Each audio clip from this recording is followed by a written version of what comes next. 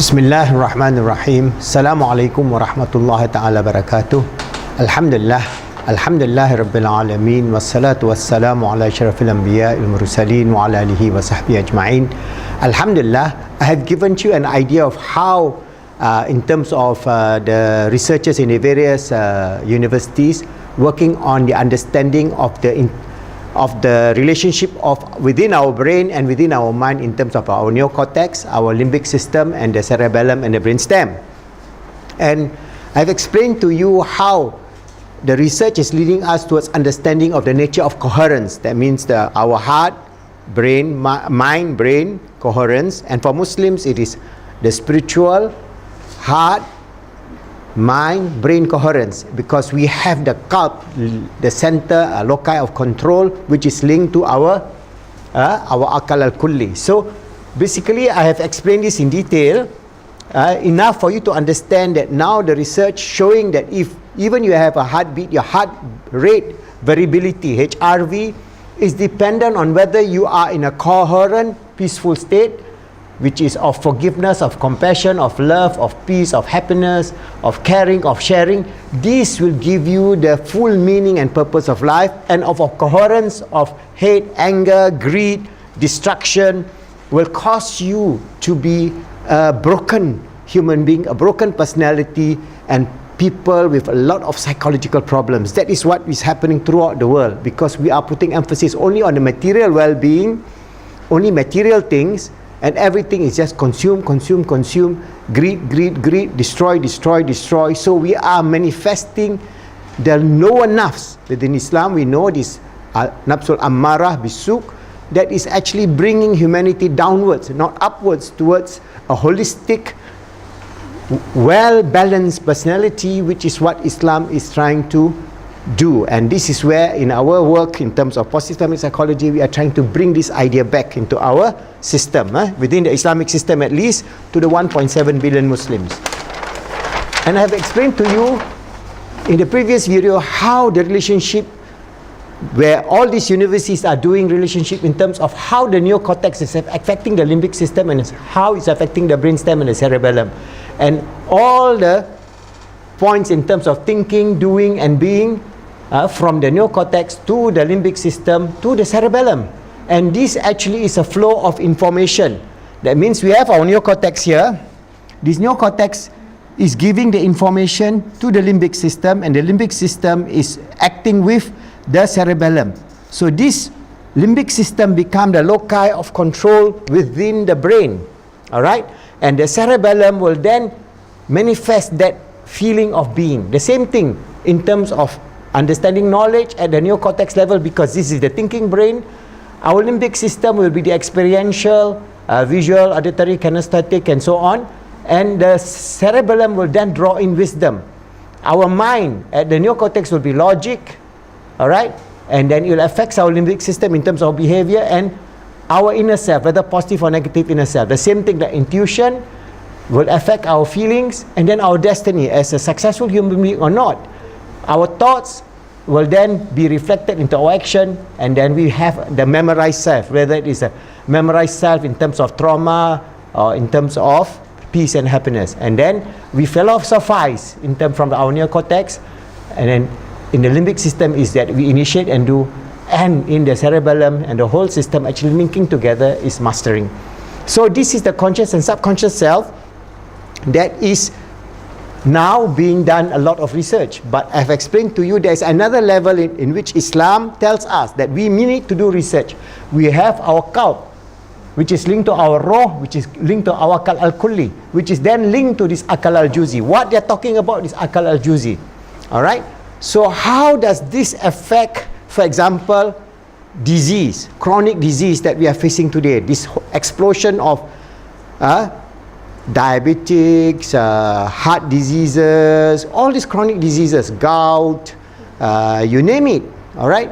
So they have so many of these diseases that we know today is a manifestation of the incoherence of our state of being. Alright? So our state of being now is the whole neocortex, limbic system, and cerebellum is giving this signal of from the EEG This whole thing is giving up, can have up to 300 over probes. This whole EEG is giving signal at the neocortex that's incoherence, at the limbic system that's incoherence, and the cerebellum that's incoherence. What is the result of incoherence? It is what we call chronic diseases. Okay, so we are getting chronic diseases from the incoherence of our being. All right, so how are we going to change that?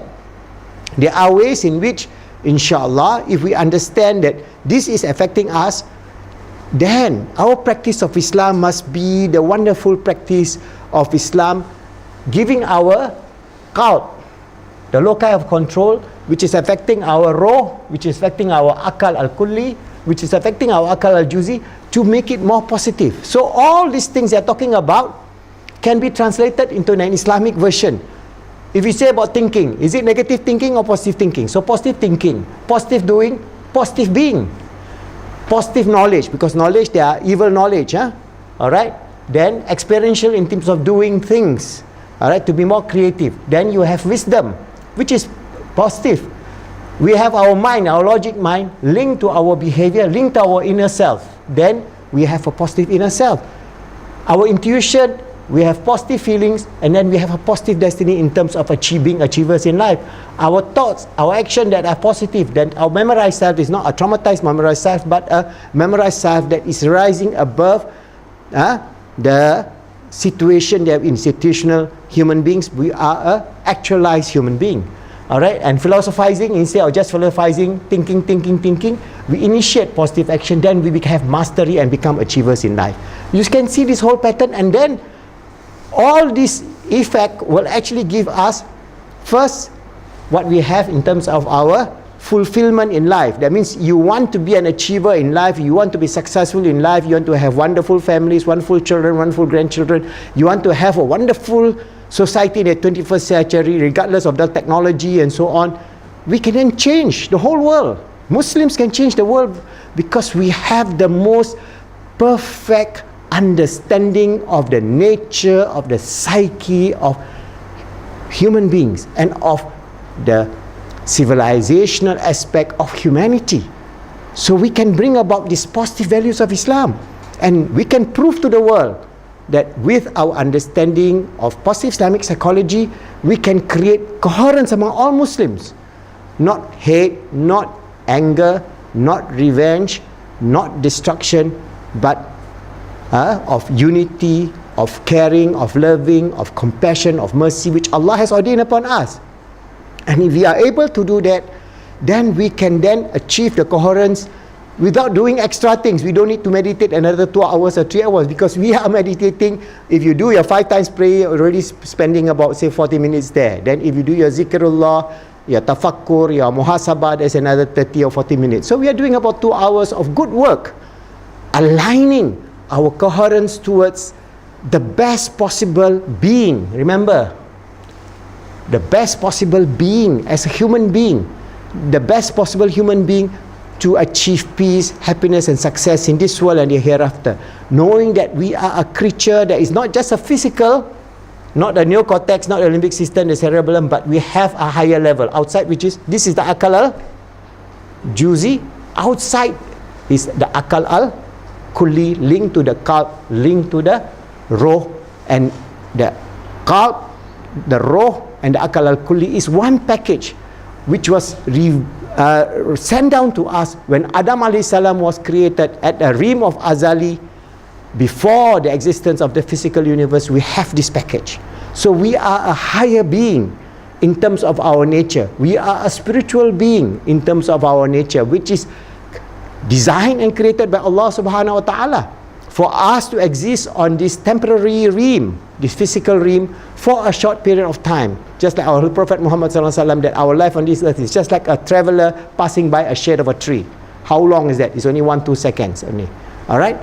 So if we can understand that, we bring about this understanding of neurology and Islamic metaphysics, then we can overcome the challenge of psychological problems, explosion of psychological problems of anxiety, of depression, of OCD, or of all the range of problems that we are facing today.